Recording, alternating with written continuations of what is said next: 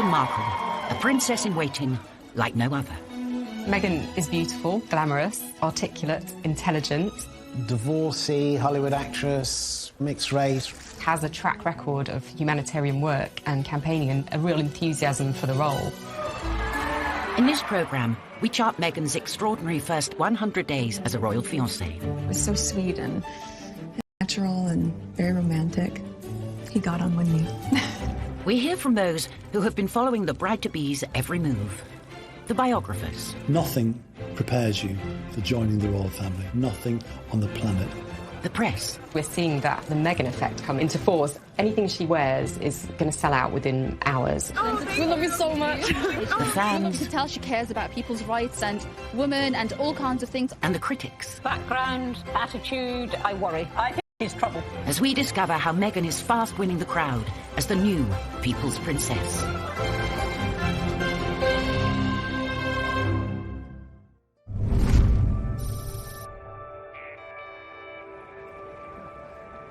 Kensington Palace. It's been home to generations of the royal family for more than 3 centuries. And it was here, on November the 27th, 2017, that Meghan Markle made her first appearance as Prince Harry's fiancée. Harry, when did you know she was the one? Very first time we met. Prince Harry had proposed to Meghan at his 2-bedroomed cottage inside the Kensington estate earlier that month. But now they were making the news public, and Meghan was making an immediate impression. What struck me most on the engagement day was how calm, considered, sophisticated Meghan was. I'm so happy. Please welcome the lovely Meghan Markle, everybody! Meghan wasn't your typical royal bride-to-be. She was American. I'm a California girl, born and raised. A divorcee, and from a mixed-race background. She was also a seasoned Hollywood actress who, unlike her young and inexperienced predecessors, knew exactly how to hold herself in front of the cameras. Okay. You guys, thank you so much. I was reminded of the days when Prince Charles and Princess Diana came out on their engagement day and how awkward and inarticulate it all was. And I suppose in love. Of course. Whatever in love means. It didn't have the right feel to it. And even when Catherine and William became engaged, Catherine seemed very, very nervous. No, it's very important to me, and, I hope we'll, be able to have a happy... She was the one who seemed the least nervous of the lot. The engagement announcement attracted media from all over the world. The photographers were desperate for the definitive front-page shot of their genuine American princess. And it came right at the end. The real picture is the one where they think they're out of view and they put their arms round each other's waist. Very unroyal and very lovely. At 36, Meghan was 3 years older than Harry. Like Harry's parents, her father Tom and mother Dorian had split before she reached her teens. After developing her acting ambitions at high school, she went on to obtain a university degree.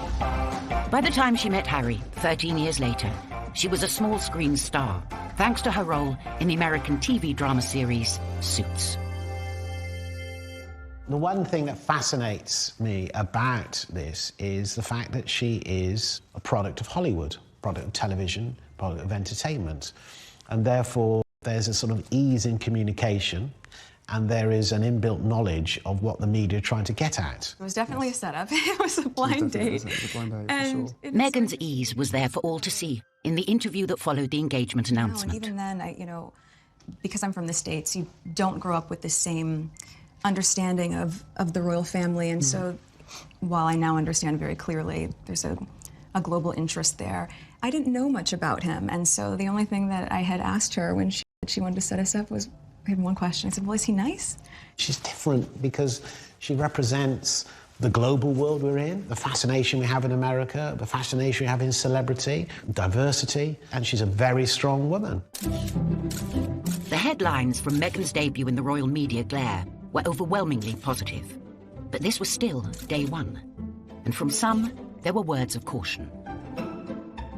They're head over heels in love, and she's obviously been accepted very very willingly by the rest of the family.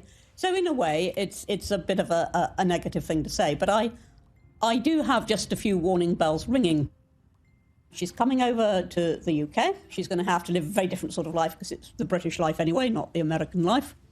But much more than that, she's going to have to live the royal life, which is restricting. I mean, there isn't any doubt about it. It is restricting. Nothing prepares you for joining the royal family. Nothing on the planet. You can be the most famous actress in Hollywood, but the kind of scrutiny that she's under, the kind of learning curve that she's going through now is formidable. I'm not convinced that Meghan understands entirely what she is taking on and whether she will like it when she... December the 1st, and after basking in the headlines of their announcement earlier in the week, it was time for Meghan to fulfil her first official royal engagement. She would have been told it's like walking the red carpet, except for the fact that there's no red carpet, it's cold and it usually rains, and the conversation is about the weather. It was clear from day one, that first walkabout in Nottingham, that she was like a duck to water. She is absolutely natural at this, very engaging, very warm, lots of eye contact, talking to people, getting to know them. It's quite cute, actually. A lot of the time you'll hear her say, "Hello, I'm Meghan." Well, I think most people there know who she is, but she's just, introducing herself just as normally as she can. Harry chose Nottingham for their first engagement. It's home to Full Effect, a youth project he has supported for the last 4 years. That same day, the couple visited a World AIDS Day fair. It was a cause Harry's mother had famously championed 30 years earlier, when the disease was still a firm taboo. You could see the pride in Prince Harry. I mean, it was a joy to watch. Of course, Diana would be in their minds, because, do you remember, she was the first person publicly, a royal person, to touch somebody with AIDS. Diana was amazing that she sat with men who had HIV, she held their hand, she talked to them, she had friends who died of AIDS, and she did more than anybody at the very beginning to say, this is a terrible illness, we should not turn away from it, we should support people with it. Meghan was proving popular in her debut engagements, but the road ahead wouldn't be so smooth. Coming up, controversy in the Big Brother house as one celebrity guest takes aim. I worry. She's older than him. I add it all up and I'm uneasy. All I said was I thought that because of her background that she could, not would, but that she could be trouble. And how the Fab Four are born. The photographer's at the other end. With a photo snapped on a phone. I took one photo and it was, the right one.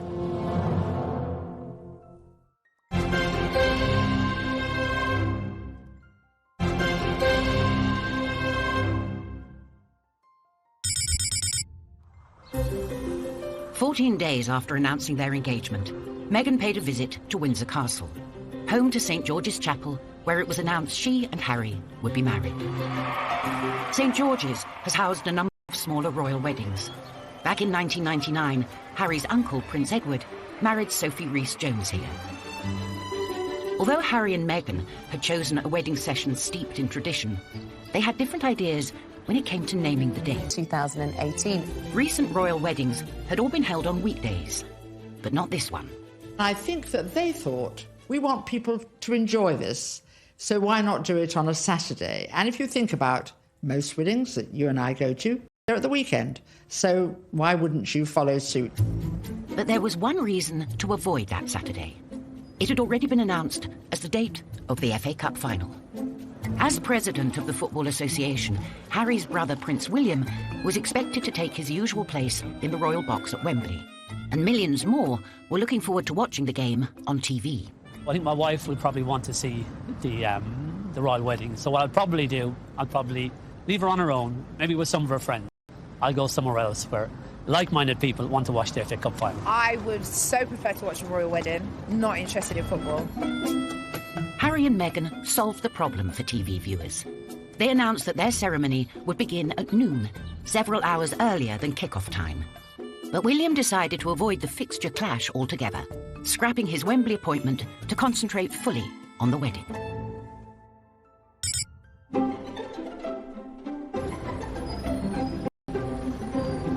December the 13th. With Christmas less than a fortnight away, Harry and Meghan were preparing to spend their first one together. In 2016, Meghan had spent it with her family in Los Angeles. But this time, she had received an invitation to join Harry and the royal family at their Christmas residence in Norfolk. It was a tremendous break with convention that the Queen invited Meghan, who was, after all, just fiancée, to Sandringham, because normally it's just the wives and the husbands of members of the royal family who are allowed there. The fact that the Queen obviously was so happy to welcome her there says a lot about the way she's been received into the family. It does show that the Queen is walking in step with the change of the guard at Buckingham Palace. Like her father before her, the Queen has been celebrating Christmas on the 20,000-acre estate since childhood. In that time, certain customs had developed, and new family members were expected to share them. Well, Meghan would have had to get her head around quite a few royal family traditions. They open their presents on Christmas Eve. The presents that they exchange aren't what you'd really expect for members of the royal family.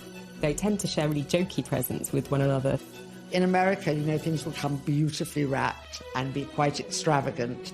And this is the other end of the sphere. You're admired if you find someone giving you an unusual spoon to stir cakes in or an unusual thing to keep your corgis in. Surroundings, Meghan took part in the most public of all royal festive traditions, the post-service walkabout at St. Mary Magdalene Church. Well, the Sandringham church photo is the timeline through history. You have a snapshot every year of those people closest to the throne.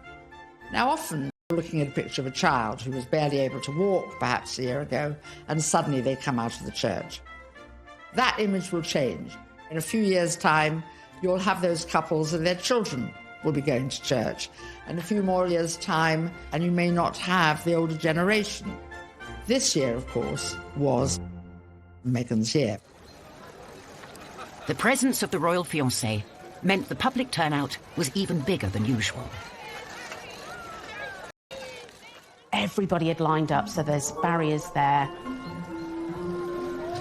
And we saw a space, a tiny space, so it was absolutely packed, tiny space.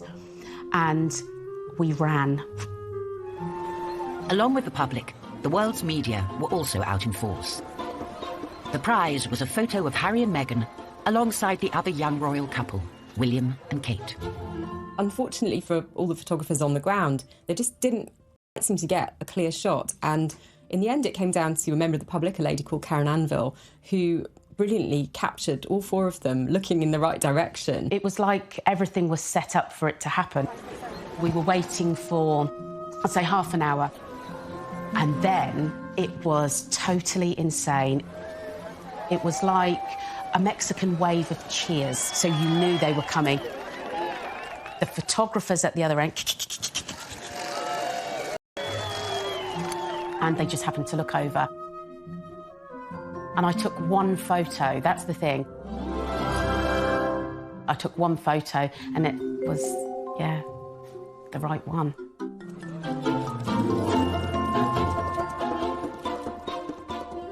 When we saw that shot, it was an absolute no-brainer that it was going to be our cover shot, because it was the only one that had captured that moment, the four of them together. And, you know, it symbolised quite a lot in terms of the royal family and where they're going in future. So, yeah, I mean, we were delighted to use it on the cover.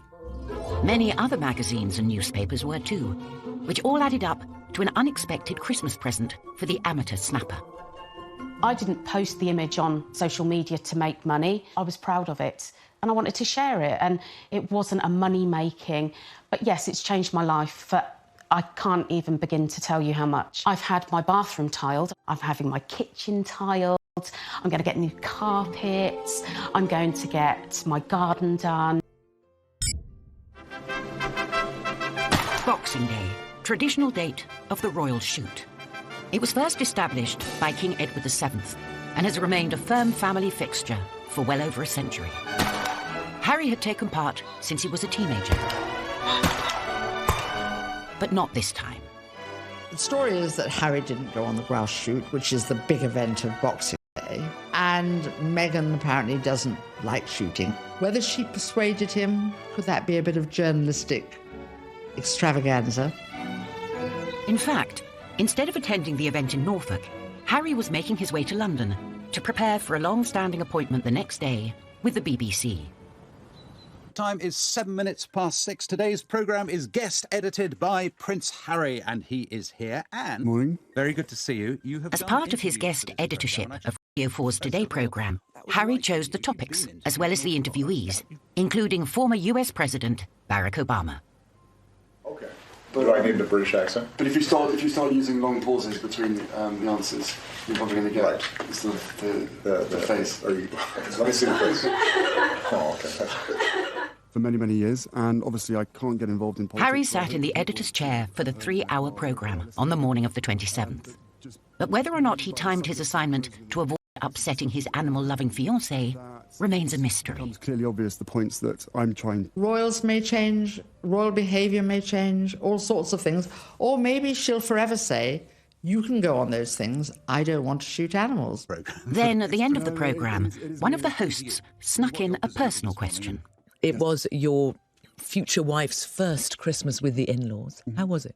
She really enjoyed it. The family loved having her there, and it's the family I suppose she's never had. But Harry's comments did not go down well with one member of Meghan's family. Meghan's half-sister Samantha was very cross with what Harry said on the Today programme about the family not being close or a normal family. Samantha tweeted that was really not the case. And she defended their family as a normal family, a close family, a loving family, and didn't understand what Harry was talking about. But the press wouldn't let it drop. And as they dug deeper, a picture of a split family emerged. Meghan was about 2 when her parents split up, and they didn't divorce till she was 7. But that's very young, really, for a child to have their parents in different places. Her dad worked as a lighting director. He was a real workaholic. So I'd say Meghan had quite a disrupted upbringing. She was shuttling back and forth between 2 parents, which is never easy for a small child. Meghan grew up with 2 significantly older half-siblings from her father's previous relationship. Half-sister Samantha was 15 years her senior. I think we get a picture of Meghan as a small child, very much in an adult world, maybe seeing things that most little girls wouldn't have been aware of, whether that was being on sets with her father or her teenage brother and his friends smoking dope around her when she was a small child. It's not a classic suburban childhood.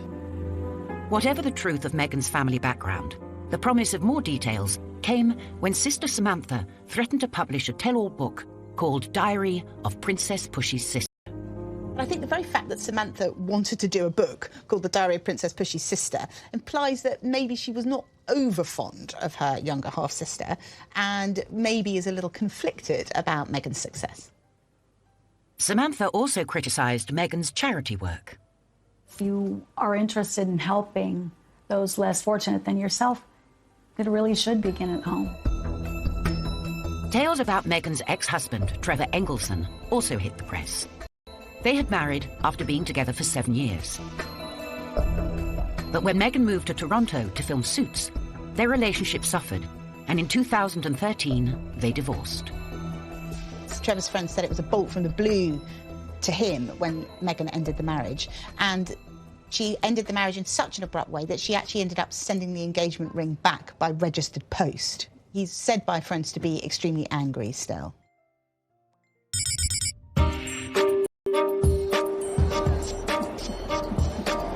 Five weeks after their first walkabout, Harry and Meghan were back on the road. Their destination, one of the most ethnically diverse communities in the UK.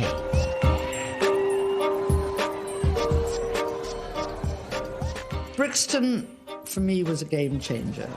A lot had been written about Meghan having a black mother and a white father, but that suddenly made you realise there were millions of people who loved the royals, but would never have stood out in the cold to wait for one, and they'll wait for Meghan. For those young people, the idea of a royal coming and visit them must have seemed really far-fetched, and suddenly you've got the hottest royal, the hottest royal couple at the time.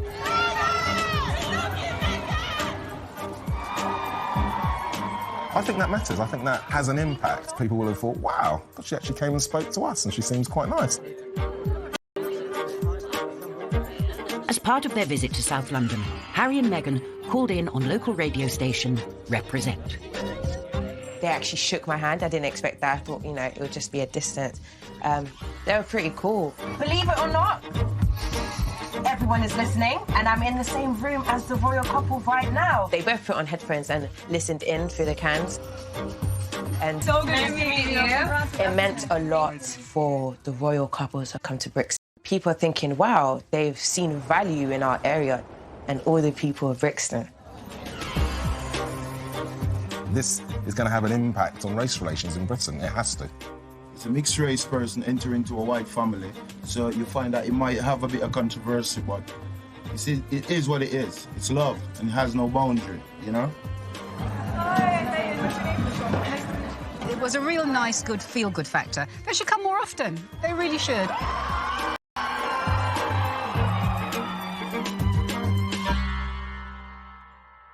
The Brixton visit went down well with most, but not everyone championed Meghan. That same day, former Conservative government minister Anne Widdecombe, a die-hard fan of the royal family, voiced her doubts about Meghan's suitability as a future member. Not in private, but in the most public setting possible, the celebrity Big Brother house. I think she's trouble. How long do you think she's going to be? 5 years, 10 years, 20 years? Why do you think she's trouble, Anne? Background, attitude, I worry. She's older than him. She's been married before. Yes. I add it all up and I'm uneasy, but there we go. Quite frankly, I was shocked when Anne Widdecombe said that what she said. I mean, I've always thought that she was a sensible woman. She seems to be jumping to conclusions without looking at any evidence. I'm sure that she doesn't have much time for Meghan Markle. The ex-minister's comments provoked an immediate and fierce debate on social media. When I was on Big Brother, I was called every ick and every ist going. I was homophobic, xenophobic, racist, sexist, misogynist. Nothing I said could have been remotely construed as racist by any sensible observer. I mean, all I said was I thought that because of her background, and I was thinking of freewheeling Hollywood background, you know, former marriage, all the rest of it, that because of her background, I thought that she could, not would, but that she could be trouble. She had, I think, the older generation's view of this is an outsider, a foreigner coming into a very British organisation, almost, you could say. How is that going to work? The thing that all of us have to do is adapt. We're in the here and now. Embrace.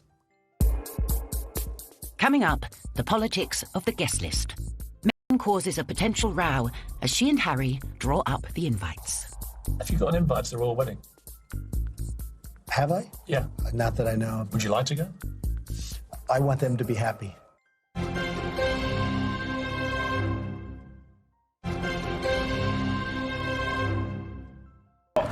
January the 13th. Ever since Meghan's romance with Prince Harry was made public, she'd been a target for anonymous trolls on social media. Now, 6 weeks after her engagement announcement, more derogatory comments about her race were uncovered, this time in a series of texts. They came from Jo Marnie, girlfriend of then UK Independence Party leader Henry Bolton. There was a time when people just muttered in corners of pubs. Now, at the press of a button, you can disseminate your views to half the world. I'd like to think that comments like Jo Marnie's are super rare. I'm kind of more concerned with how the general public treat her, and they seem to be, at the very least, accepting of her, if not embracing of her. 6 weeks after Marnie's comments, Henry Bolton was ousted as leader of UKIP. The world is becoming more right-wing, more intolerant, so people of mixed race, African-American descent, Muslims and others who do not fit the mould of the majority have to be careful. And certainly Meghan is going to find racism wherever she goes. When it comes to weddings, drawing up the guest list is a minefield for any couple. Since the announcement, Meghan had to cope with constant speculation over which members of her family would be invited. Relationships with her half-brother and half-sister were reportedly strained, but she gave no clue as to whether they'd be attending. There were also doubts about whether Meghan's father, Tom Sr., would make it to the wedding. The some speculation that Tom Markle might not be well enough to be there for Meghan's big day and to walk her down the aisle. He's said to be a bit of a recluse, he's not in very good health, and he was said to be very nervous about coming and playing such a public role. Definitely coming over to give her away for the wedding, but that's all been a matter of some conjecture about whether he'd even make it. But on the 28th of January, one other guest list mystery was solved. Have you got an invite to the royal wedding? Have I? Yeah. Not that I know of. Would you like to go? I want them to be happy. I really want them to be happy. They look like a lovely couple. Meghan Markle did say you were a divisive misogynist. Well, I still hope they're happy. It was a source of quite a lot of amusement for comedians in the US who like to take every opportunity they can to poke fun at him. So Donald Trump is mad because Prince Harry didn't invite him to the wedding, to the royal wedding over there in England. I don't even know why. I don't know why you mad. You shouldn't even be surprised, Donald. Don't nobody like you. The apparent decision to snub the US president may have been a source of jokes for comedians. But, according to some sections of the media, it was also a potential invited Trump's predecessor, Barack Obama, a friend to them both. But as Harry and Meghan's wedding is a non-state event, that means he and Meghan don't have to follow the same diplomatic rules as William and Kate did back in 2011. This is not a state occasion, this wedding. He can invite his friends and Meghan's friends. He doesn't have to invite Trump. It's as simple as that. The 12th of February, after a series of very public walkabouts, news came of a much more private meeting. Meghan paid at least 2 unpublicised visits to a mosque near Grenfell Tower, the scene of a devastating fire in June 2017. I live not very far away from Grenfell. I was absolutely mortified, shocked and really distressed by what was unfolding, and I wanted to get involved. Magella Green is an active supporter of the Grenfell families, many of whom worship at the mosque. Since the fire, in which 71 people were confirmed to have died, they've become used to high-profile visits. But Meghan's took place away from the cameras. She's actually building trust with people in the community rather than just doing the media showbiz, look at me doing fabulous things. I think she's actually got it right. Meghan's visit had echoes of the charity work undertaken by an earlier princess.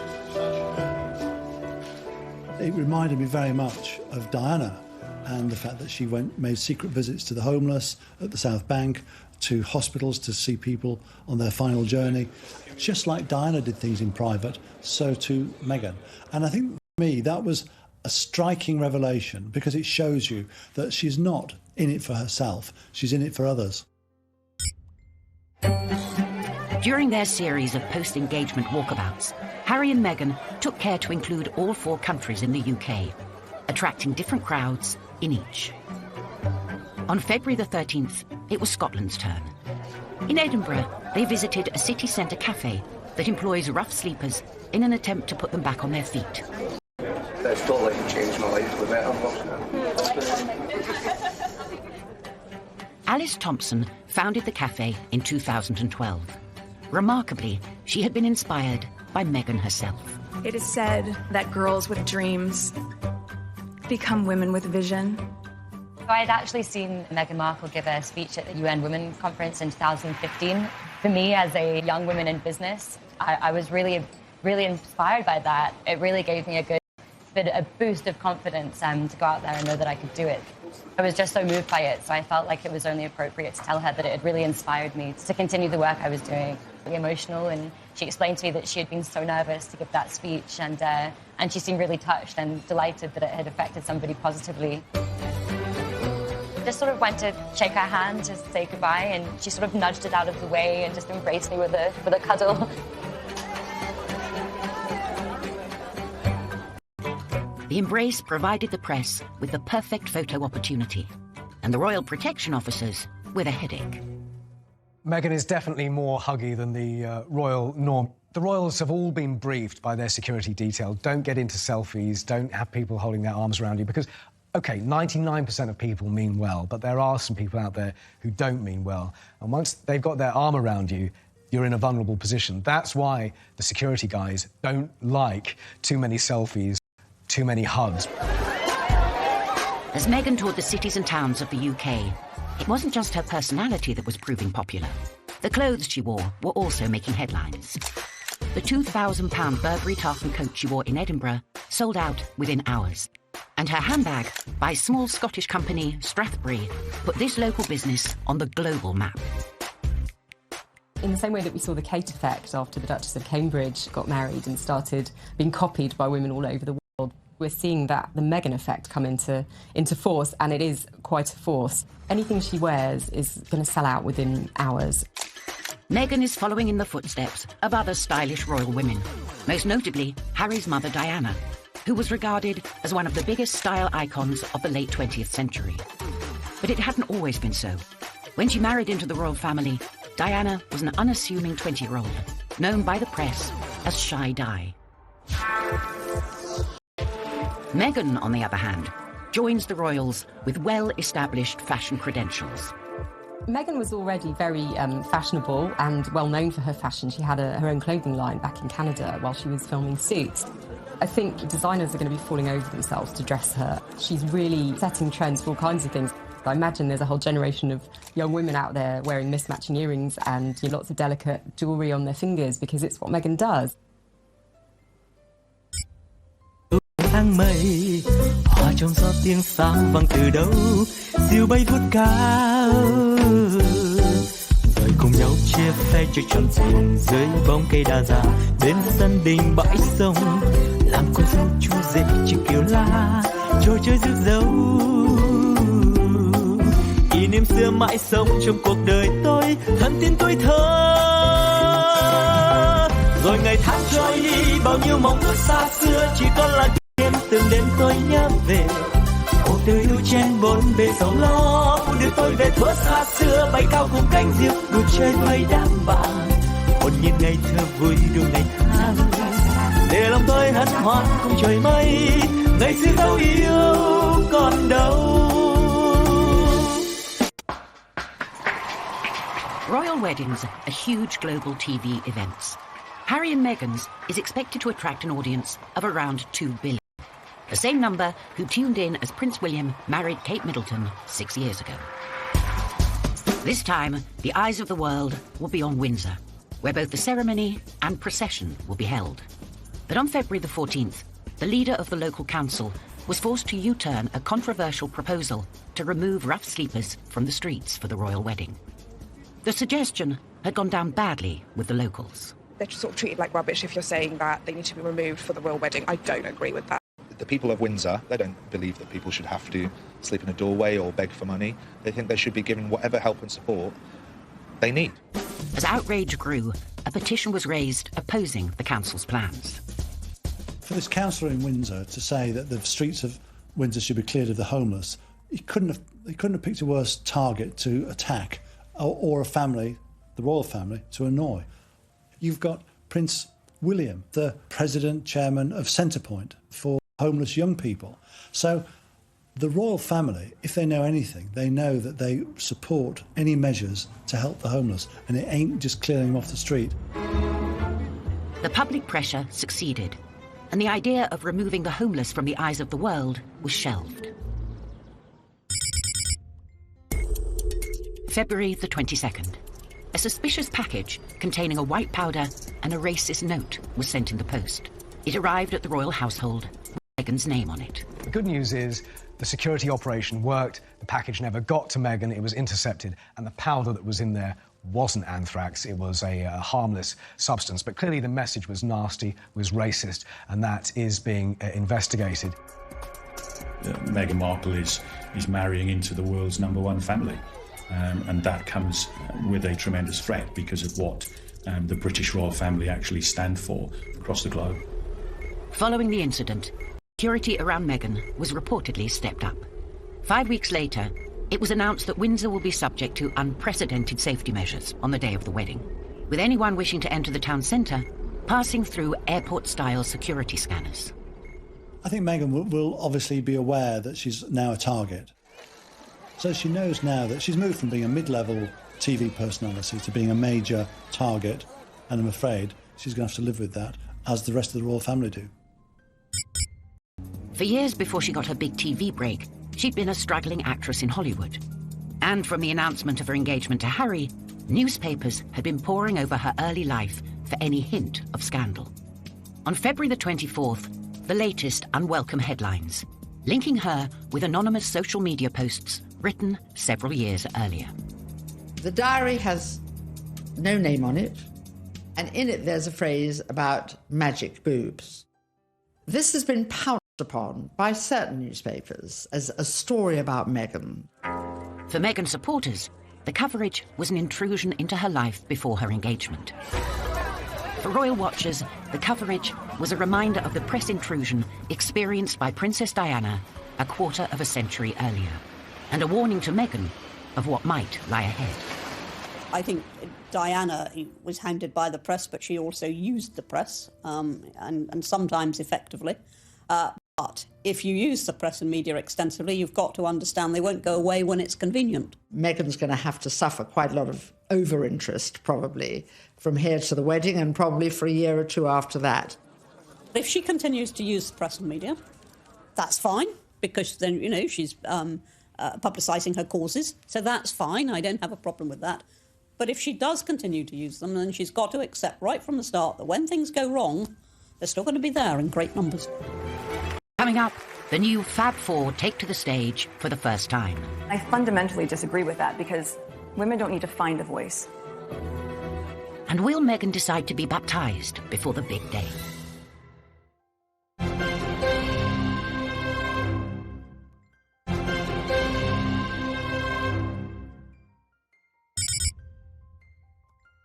February the 28th, Meghan takes the stage at the Royal Foundation, an umbrella group of charities supported by Harry, William and Kate.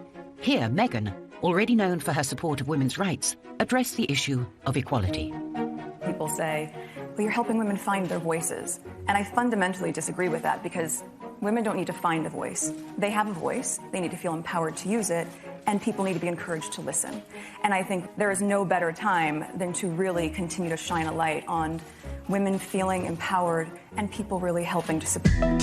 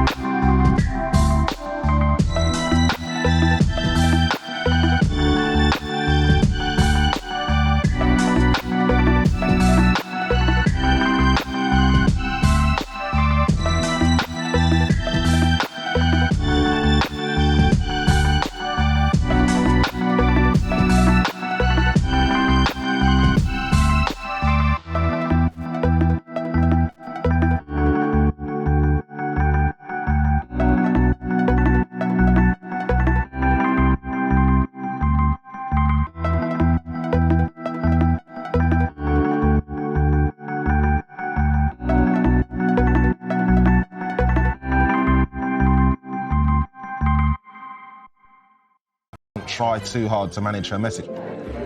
This does feel like a really transformative moment for a modern monarchy in modern Britain. They're not going to be the same again. The fact that she's unusual for the royal family, I think the fact that she comes from a different country, a different background, it's just a plus. Within 100 days, the impact... The perfect modern princess.